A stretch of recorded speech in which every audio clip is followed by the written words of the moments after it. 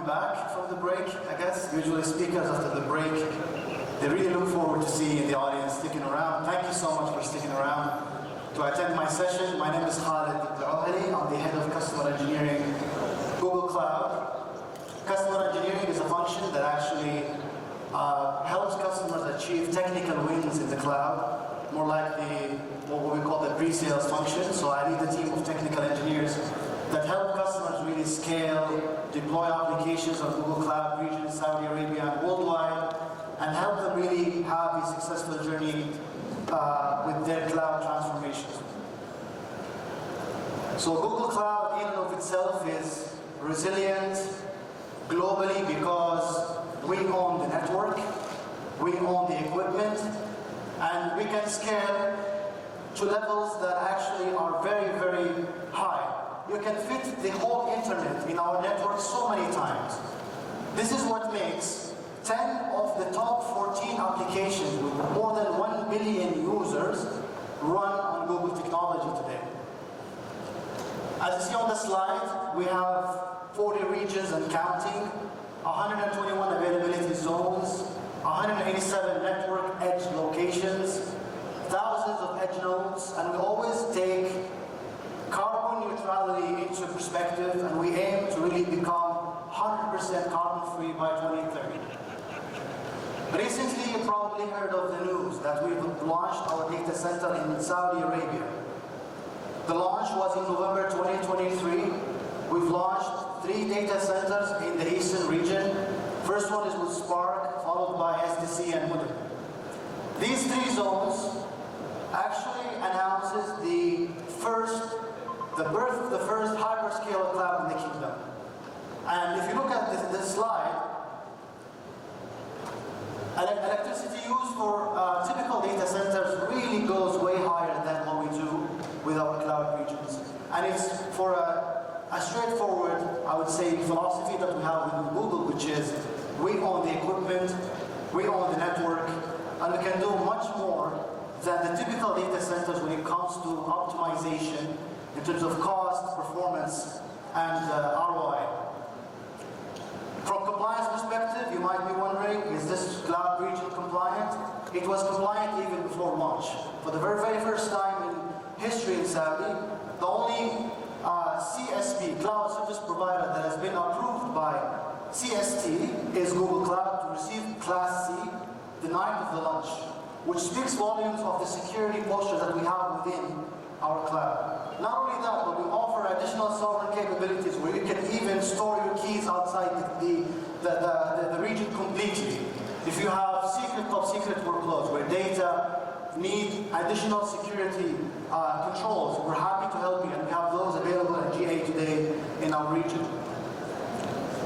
Since we launched in 2023, we actually opened our Center of Excellence 1 year earlier, 2022 in November, which speaks volumes of our belief and really understanding of how significant it is to build the ecosystem of people who actually know the technology, developers, community or technology enthusiasts. We built the Center of Excellence. We trained already more than 20,000 people from this Center of Excellence, and we have one of the biggest Google developer groups in the world, GDG, with more than 300,000 members. And the beautiful thing is that they outnumber us in terms of number and even knowledge when it comes to events.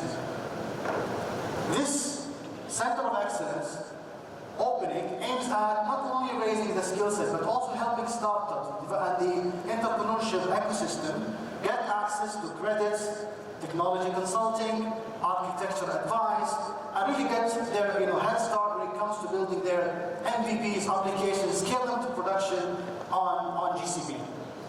We don't only focus on startups, of course. We launched the region to serve the entire market. So we serve the enterprise customers, fintechs, digital banks, traditional banks, public sector, academia, etc. You've probably seen, who saw this picture? Any show of hands? Okay. All right. So this actually marks one of the largest, if not the largest, strategic initiatives that we've done within Google, actually. We have announced a strategic partnership with PIF to establish the next level AI hub for KSA to become not only regional, but a global hub to serve all types of AI and machine learning workloads.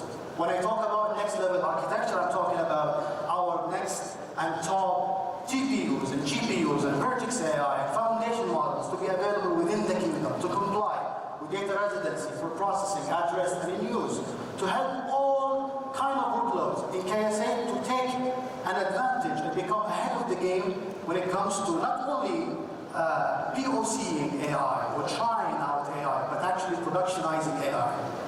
And this marks one of the biggest investments that we've ever thought of in Saudi Arabia, and in my view, it will mark a new era for our presence in the KSA as well. The beautiful thing about it is that it's actually promised to generate thousands of job opportunities, increase the GDP of Saudi by $71 billion over 8 years, which is an amazing thing. Another focus of it will be the Arabic LLM. When he talks about large language models, they've never really been possible before because the capability of the infrastructure never scaled to the volume of data needed and the processing power needed by those LLMs. We aim to be the house of the biggest and the de facto Arabic LLM, hopefully in the world, on our data center or on our investment. From service perspective, I'm not going to go into details, but you see it on the slide. We have all kinds of services from Google Cloud. I can claim right now that we have more than 99.5% of the services available anywhere in the world. You can have access to data, AI, compute, engine, Kubernetes, which came out of Google's innovation. So you have access to the Google Kubernetes engine, run container applications, or run microservice architecture if you like. The good thing is that you can always, don't forget that you can always integrate with the entire Google family. Google Cloud is one of the products, but you can still integrate with the likes of search or ads or YouTube or Android if you like. You want to build something on mobile. And we are here actually to help you navigate this entire ecosystem to build end-to-end solutions for your organizations.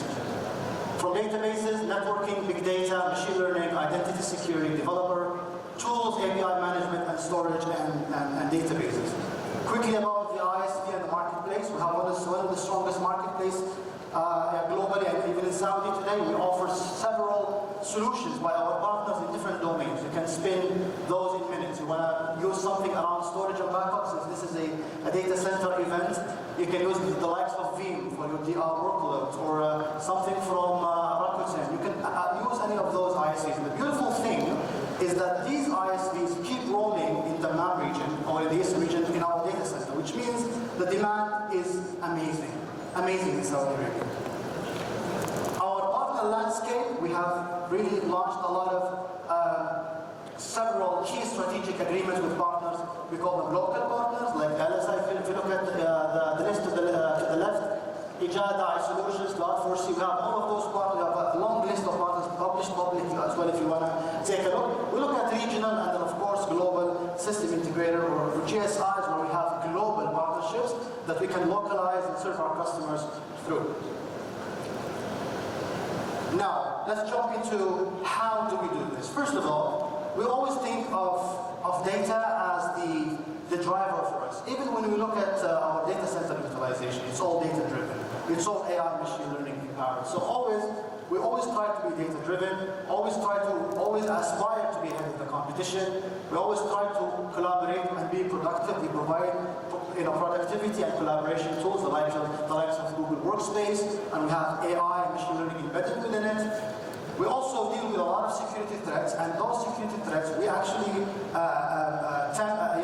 tend to publish how we encountered them and share all this knowledge with the open source community and with all of our customers.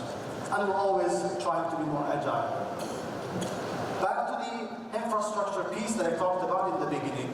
Our global network is impressive. You look at the network cables that we laid within the sea. Look at also the sea cable done in green. Look at all the edge points of presence, the pods and the edge locations, which helps you cache all of your content on YouTube and the likes of YouTube, if you like, if you will. Within Saudi, we have so many of those edge or cache locations.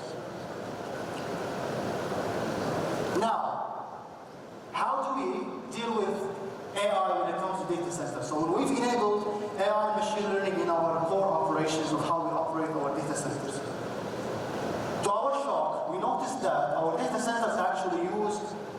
50% less energy, because energy is a key factor of the data center costs.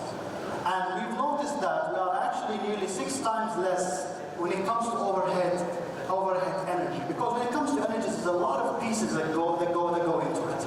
You can look at the puzzle is really, it has a lot of network, it has a lot of equipment, storage, servers. And with that, we're able to deliver 3.5x times much more computing power with the same amount of electricity versus 5 years ago, which means over time, we give more power with same or less energy, and that's really wonderful for us. When we've enabled machine learning within our data centers, we noticed that we actually were able to,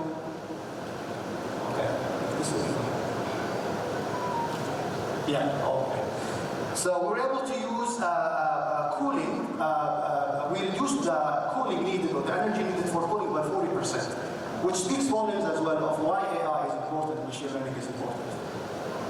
Another reason why I wanted to stand on this stage today is to talk to you about all those beautiful pieces, how we build our data centers. We have TPUs, we have GPUs, we have machine learning embedded into it. But what's really more important today is how can we use all of this infrastructure to empower the AI story in this age. And this is what I want to talk to you about, how we make AI helpful for everyone. Since we actually launched TensorFlow, who knows TensorFlow? Probably some of you used it. Back in the day, Transformer, we open sourced it to the open source community. It was picked up by a lot of AI machine learning players. They made their own thing.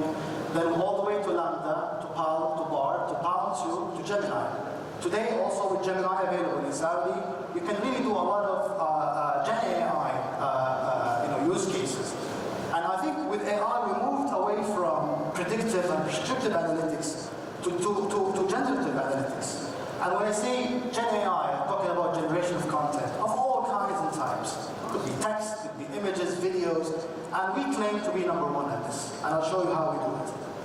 When it comes to our infrastructure, we provide multiple classes of TPUs and GPUs. So we don't only use NVIDIA GPUs, you probably know H100, H200, probably the B200 coming as well from other vendors.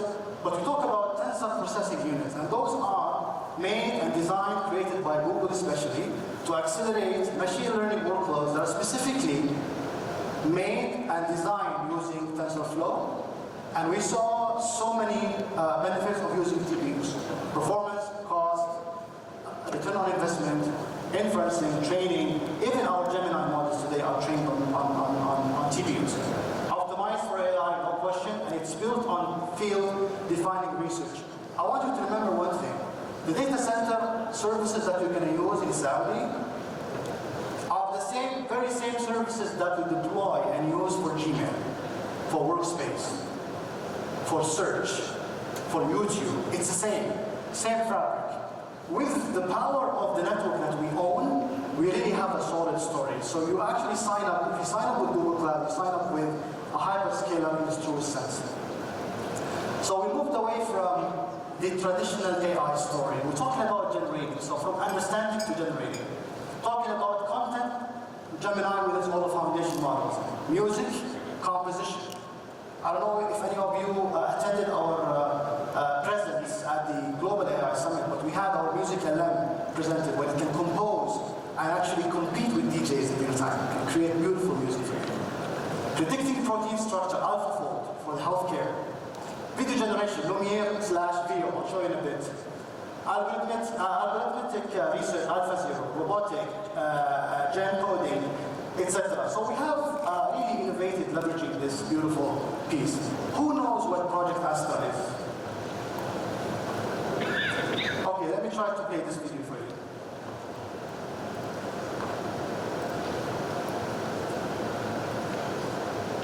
Okay, let's do some tests.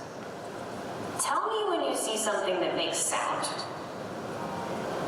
I see a speaker, which makes sound. What is that part of the speaker called? That is the tweeter. It produces high-frequency sounds. Give me a creative alliteration about these. Creative crayons color cheerfully.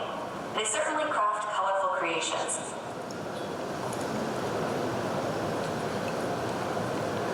What does that part of the code code do?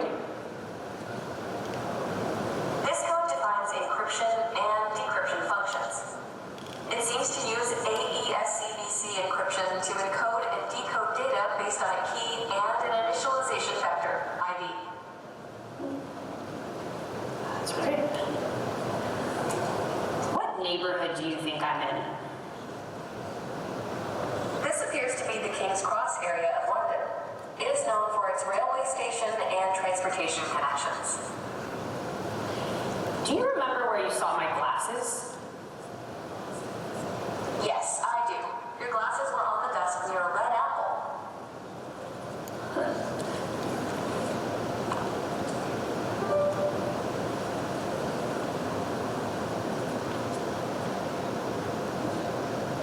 What can I add here to make this system faster? Adding a cache between the server and database could improve speed. What does this remind you of? Schrodinger's cat. All right, give me a band name for this duo. Golden Stripes. Nice. Thanks, Gemini. So, if you noticed, Project Asta was able to resonate with you using your mobile. It knew where you were. It knew where she left her glasses. It knew what the code should do. It knew what she should propose for an architecture to be faster. How did it know? Because of the back end. The back end has several models deployed with a lot of data, and there's something called multi-modality. Without this powerful infrastructure, it's not possible. Multimodality is actually a resemblance of our human conversation. I talk to you right now physically. I give you my LinkedIn. We continue the conversation over the web. You call me on the phone. It's the same conversation. How could AI possibly do this without the right infrastructure in place? How could it carry the conversation across different modes, deploying or applying multimodality? Another piece, which is imagery. With a prompt like this, you can get a beautiful photo of a wolf like that, as realistic as that. You can ask it anything, it'll generate the pictures for you. Project Veo, which is our latest, one of our latest models for creating videos. You can start from a still image, and you can move that image into an actual video. Say, hey, this image of this audience, I want to see Khalid speaking with his hands, and then it'll just roll out the video for you the way you describe it. Amazing stuff. With the right infrastructure, it's going to take us really far. Now, let's just put things into perspective. I talked about the infrastructure to the right, purpose-built compute, storage, network, container sustainability, but on top of that, a powerful software, a powerful system coded, or let's say design coded at the system level, all the way to the software. TensorFlow, PyTorch, Kubernetes, which is #1 open source software contributor in the world. That's all embedded and integrated within our planetary scale applications or expertise that I talked to you about, Gmail, YouTube, Workspace, with all of our foundation models that I just talked to you about. So Gemini, PalmTool, Imagen for images, Lambda, GLAM, BERT, with industry refining AI research, tens of thousands of researchers that we have worldwide, with top-notch knowledge and a contribution given back to the community. All of this is trained inference on something we call the AI hypercomputer, which is built by Google and for Google. So compute, GPUs, TPUs, CPUs, storage, all kinds, networking, OCS, and Jupyter, all the way on open software, from JAX, TensorFlow, going all the way to run these machine family of types on GKE, so Kubernetes engine. If you want something serverless, but you can run it on a typical virtual machine or VM using compute engine or GCP.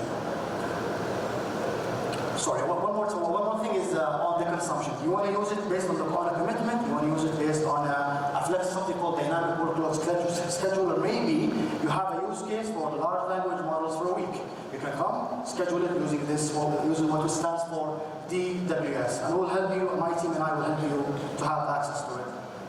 From Forrester, I think we ranked #1 as a leader when it comes to AI infrastructure.